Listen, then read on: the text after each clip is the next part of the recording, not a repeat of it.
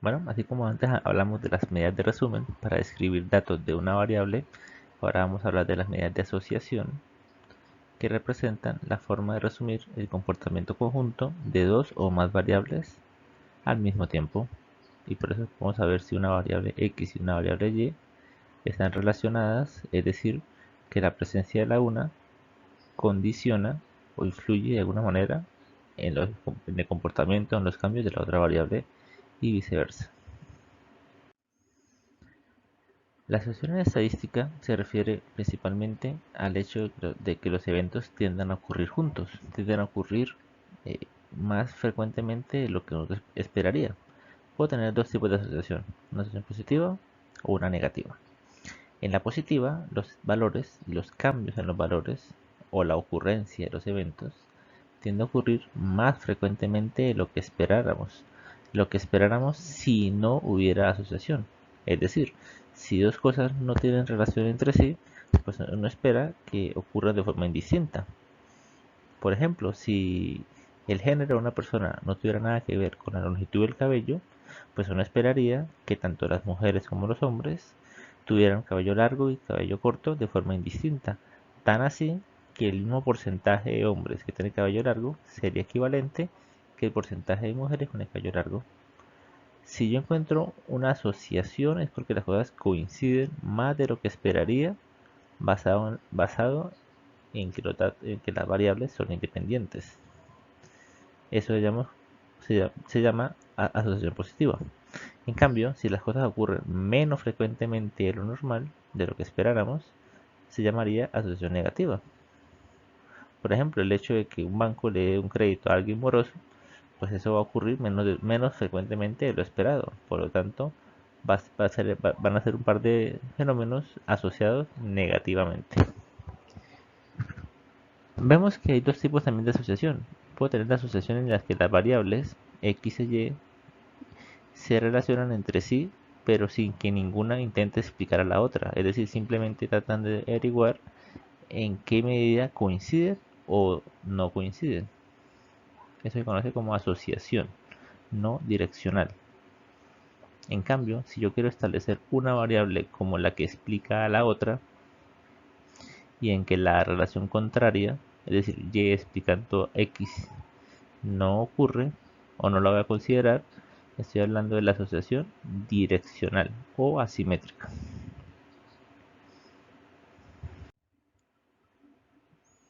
Estos términos son los que se utilizan para variables cualitativas. Cuando las dos variables en consideración son cuantitativas, es decir, son numéricas, la asociación entre las variables se conoce como correlación, que representa el grado en que los cambios en una variable influyen en la otra variable y puede provocar correlaciones positivas, o sea, ascendentes, a medida que la variable x aumenta, la variable y también aumenta, o correlaciones negativas, en las cuales a medida que la variable x aumenta, la variable y le lleva a la contraria y eso produce un comportamiento descendente.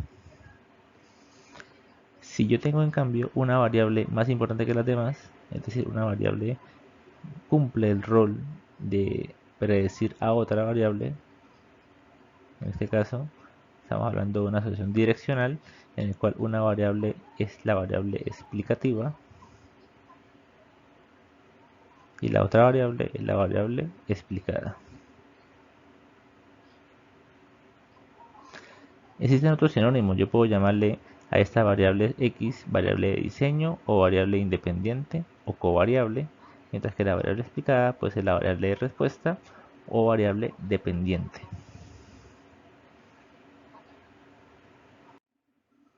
Si tengo en cambio el caso en que tengo una variable cualitativa y otra cuantitativa, yo puedo establecer diferentes escenarios.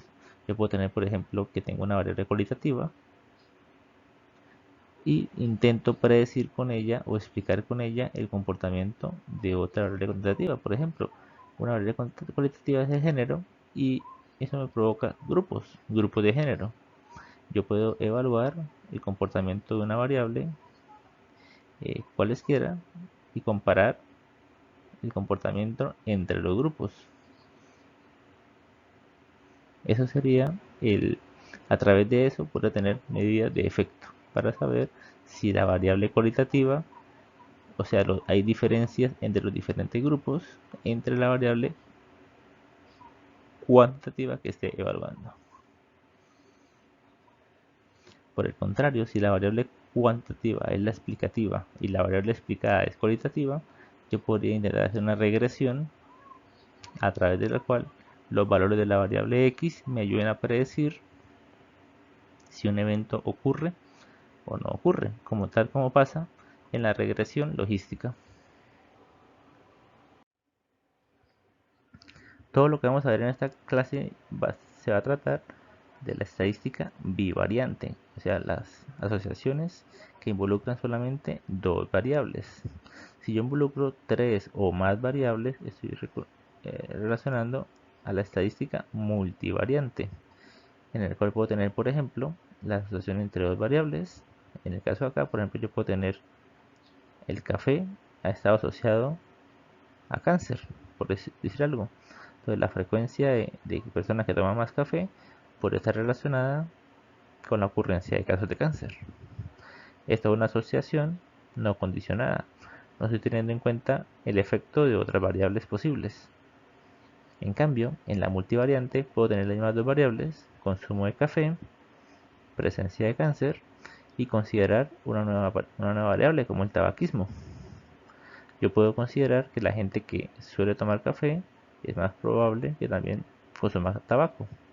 Y también el tabaco ya está probado como factor de riesgo para provocar cáncer.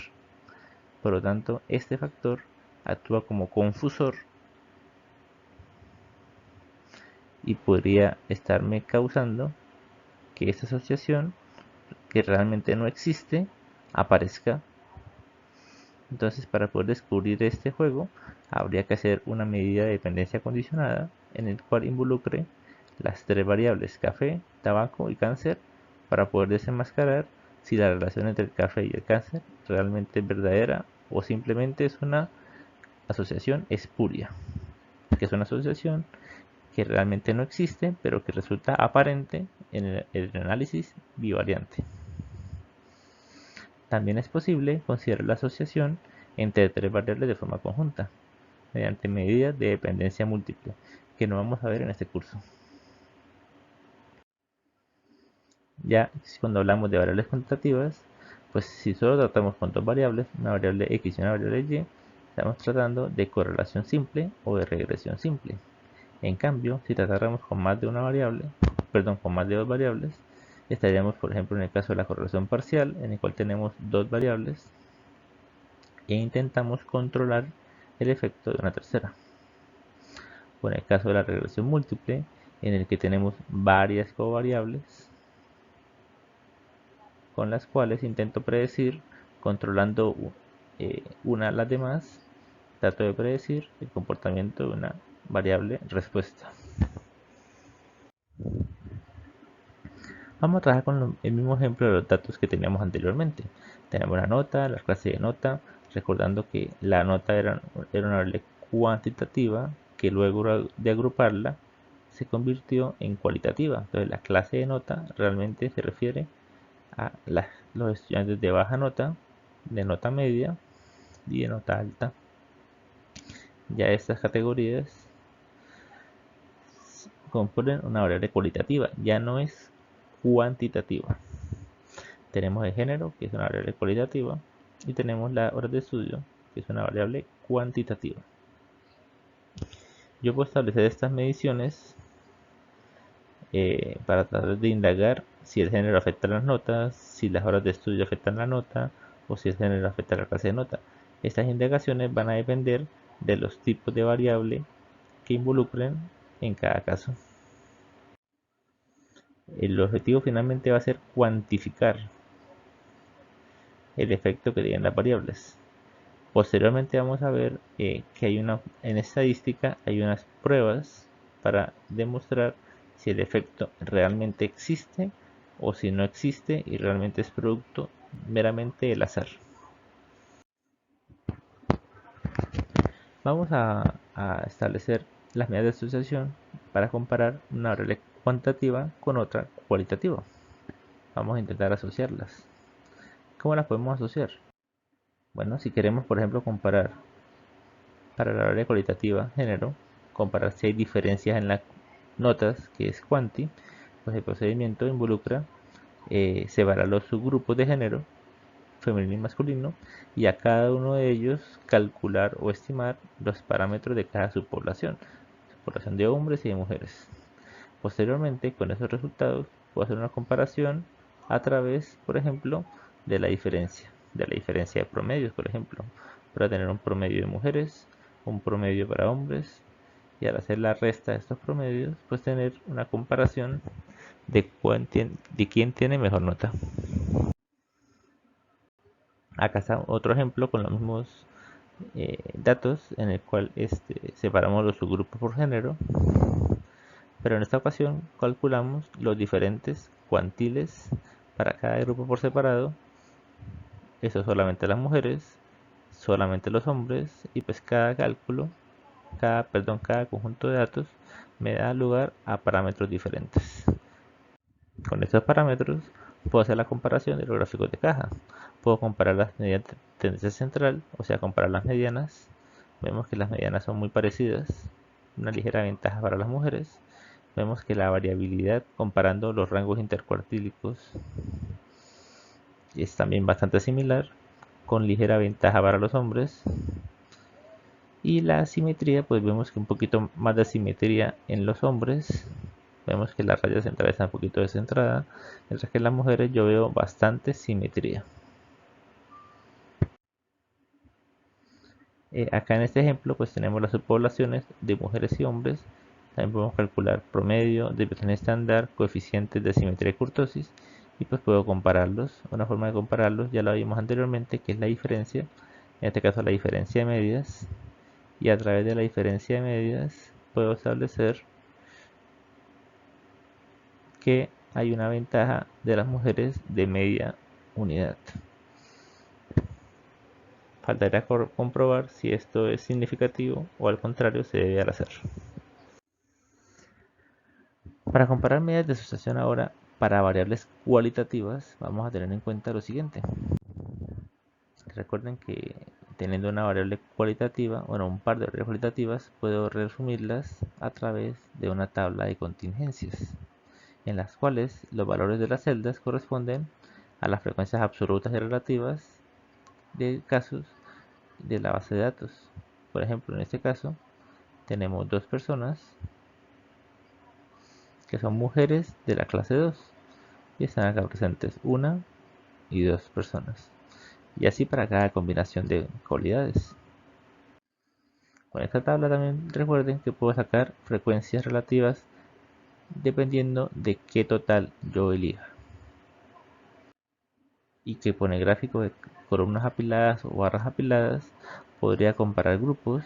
En este caso, por ejemplo, la variable explicativa tenderemos a pensar que es el género, porque estoy comparando finalmente los grupos por género, y pues las etiquetas corresponden a las frecuencias relativas que involucran al género, es decir, por columnas. Aquí puedo ver la comparación entre los dos grupos. Vemos que hay un excedente en la clase 3 a favor de las mujeres. Acá estamos invirtiendo las variables. Ahora tenemos la nota, comparamos las notas, los grupos de nota, y vemos que más o menos son homogéneos, aunque hay ligera ventaja del grupo 3 en cuanto a las mujeres en comparación con otros grupos. Estas etiquetas surgieron de las frecuencias relativas por fila. Bueno, ahora vamos a calcular el estadístico chi cuadrado. Para calcular el estadístico chi cuadrado, vamos a comparar qué esperamos obtener de la tabla de contingencias. El coeficiente chi cuadrado es un coeficiente que trata de comparar lo que ocurrió realmente con lo que esperamos hubiera ocurrido bajo el supuesto de independencia. Es decir, si realmente los datos no tienen nada que ver el género con las notas, esta fórmula me va a permitir hallar el valor que debería haber habido en cada una de las celdas, utilizando el total de la fila, el total de la columna y el total de datos. Entonces, mediante estas operaciones, tomando en cada paso los totales de fila y columna y el total, puedo obtener los valores de celda de cada uno de los datos, es decir, las frecuencias esperadas.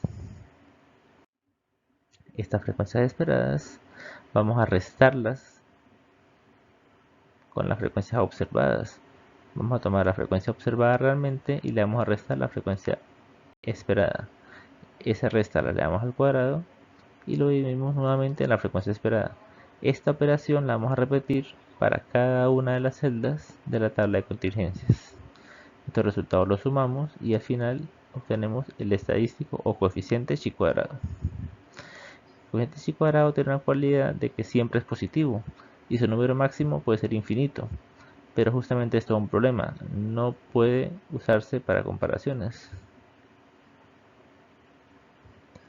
Yo no puedo usar el estadístico chi cuadrado para hacer comparaciones, porque el estadístico chi cuadrado va a depender de cuántas personas tenga la muestra y del número de columnas y filas. Para hacer una comparación más justa, usamos el coeficiente de contingencia de Kramer, en el cual el valor que obtuvimos de chi cuadrado lo vamos a dividir entre 9, que multiplica al mínimo entre el número de filas, de row en inglés, y columnas. Como tenemos dos columnas y tenemos tres filas, pues el mínimo número entre 2 y 3, por supuesto que son 2. Lo cual significa que 2 menos 1, 1, multiplica por 9 queda 9 el denominador, y pues eso significa que el coeficiente de contingencia me da 0,15. Este coeficiente, a diferencia de chi cuadrado, sí está escalado de una forma que va desde 0 hasta 1. Por lo tanto, ya sabiendo esto, sabemos que la asociación de las variables género y clase de nota era realmente pobre. Bueno, el chi cuadrado que vimos anteriormente era una medida que tenía varios inconvenientes. Tanto el chi cuadrado como el coeficiente de Kramer no eran direccionales, es decir, yo no podía establecer si x causaba a y o si y causaba a x. No lo podría determinar con chi cuadrado ni con el coeficiente de Kramer. Tampoco me da un signo. Recuerden que estos coeficientes siempre son positivos. Por lo tanto, yo no podía saber si la asociación era positiva o si era negativa. Para poder establecer el signo y poder definir si va en un sentido o en el otro, es decir, una asociación direccional, vamos a utilizar otro tipo de conceptos. Para poder definir si una tabla de contingencias, si dos variables género o clase de notas están asociados en una dirección específica, por ejemplo, que el género afecte la clase de nota, por ejemplo, y saber si esa asociación es positiva o negativa, hay que complementar a la chi cuadrado con otro tipo de medición. Para eso vamos a volver a introducir el concepto de proporción y el concepto de razón. Conceptos que en otros términos podrían significar el término de proporción se equivale a veces con el término probabilidad o riesgo. De alguna manera, entre mayor proporción de casos yo obtenga de algo, yo lo asocio con mayor probabilidad. De forma análoga, podemos tener en cuenta que la razón de eventos también se puede interpretar como la oportunidad o el chance que tengo de obtener algo. Póngase a pensar que si yo tengo, por ejemplo, 4 puestos y escojo uno, pues tengo una chance de 1 contra 3 de ganar esa apuesta. Entonces es una forma de ver el concepto de razón como un chance o una oportunidad, cosa que en inglés se traduce como odd. En este caso, de esta diapositiva, podemos analizar cómo se comporta la proporción y la razón. Vamos a ver la proporción. Entonces, si vamos a hablar de la proporción, podemos usar esta nomenclatura para expresar la proporción o lo mismo, una probabilidad de las personas de la clase 1. Tengo en total de 9 personas que conforman la clase, el salón de clases tengo dos que pertenecen a la clase 1, o sea, las notas bajas. Eso me da una proporción de 2 sobre 9, 22%. Por lo tanto, yo puedo decir que aproximadamente el 22% de las personas pertenecen a la clase 1. Y eso podría equivalerlo a la probabilidad o al riesgo, según el escenario que estemos hablando. Es decir, tendría una probabilidad del 22% o un riesgo del 22% de que una persona de este salón se considere con una nota de clase 1. Dicho en términos de la razón, yo podría tener una razón de 0,29 chances de, de, de quedar en la clase 1 siendo un estudiante de este salón. Eso se desprende de dividir 2 entre 7, siendo 7 el total de casos que no tienen la definición que estoy tratando. Recuerden que la definición de razón es la cociente de los que sí tienen una característica entre aquellos que no la tienen. Es decir, los que sí tienen clase 1, que son 2, dividido entre los que no tienen clase 1, que son 7. Yo puedo extrapolar estos conceptos a una condición dada. Es decir, no voy a tratar a todas las personas de la muestra, sino únicamente a unas personas, en este caso solamente las mujeres.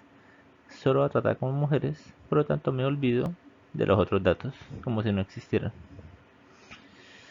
Bajo este concepto, si yo pregunto cuánta es la proporción de personas de la clase 1 solamente entre las mujeres, pues tengo una mujer de un total de 5 pertenecientes a la clase 1. Eso me da una probabilidad o una proporción o un riesgo del 20% en mujeres de terminar en la clase 1. Podemos hacer lo mismo para la razón, diciendo cuánto es la razón de personas de la clase 1 de nota, contando solamente con las mujeres. Pues tenemos una mujer de un total de 4 personas que, siendo mujeres, porque la condición es ser mujer, pero no pertenecen a la clase 1. Es decir, los que sí son de la clase 1 contra los que no son de la clase 1. Y esta comparación pues se llama razón o en inglés OT. Finalmente, para poder comparar, ver el efecto de una variable sobre la otra, puedo establecer una razón de proporciones. En el contexto de salud, pues usualmente la prevalencia o el riesgo acumulado, también llamada incidencia acumulada, suelen expresarse como proporciones. Por lo tanto, según sea el caso, pues va a ser una expresión parecida a la razón de proporciones. En este caso vamos a comparar, por ejemplo, por género. Vamos a asumir que la variable explicativa es el género. Entonces vamos a hacer comparaciones por género. ¿Qué vamos a comparar? Vamos a comparar la proporción de la variable de la clase 1. Entonces comparamos las proporciones, colocamos en el numerador la proporción dentro de los hombres, la proporción de personas con clase 1 y lo voy a dividir entre la proporción de personas de clase 1, pero entre las mujeres. Al hacer este cociente yo puedo saber cuántas veces es más grande el numerador que el denominador. Es decir, cuántas veces es la proporción de casos en hombres en comparación con las mujeres. Ya sé que los hombres tienen un mayor riesgo de terminar en la clase 1. También puede hacer lo mismo con las razones. Si yo tomo la razón de personas con clase 1 dentro de los hombres y lo divido con la razón de la clase 1 solo las mujeres, pues obtendría una razón positiva que me indica que hay un mayor riesgo en los hombres de terminar en la clase 1. Eso se traduce en la cantidad de veces que tienen los hombres la oportunidad de ser clase 1 en comparación con las mujeres. Aquí pueden desarrollar este ejercicio como práctica, en el cual toman esta tabla, suponiendo que A es cualquier variable, la presencia o la ausencia de cualidad y la variable B, presencia y ausencia de esa cualidad, y podemos calcular la razón de proporciones y la razón de razones o ratio. Como propuesta adicional, les coloco esta tabla de contingencia acá y les pido que haya en el coeficiente chi cuadrado, que haya la proporción y la razón de anémicos dentro de las personas con RH positivo e igualmente la razón y proporción de anémicos dentro de las personas con RH negativo.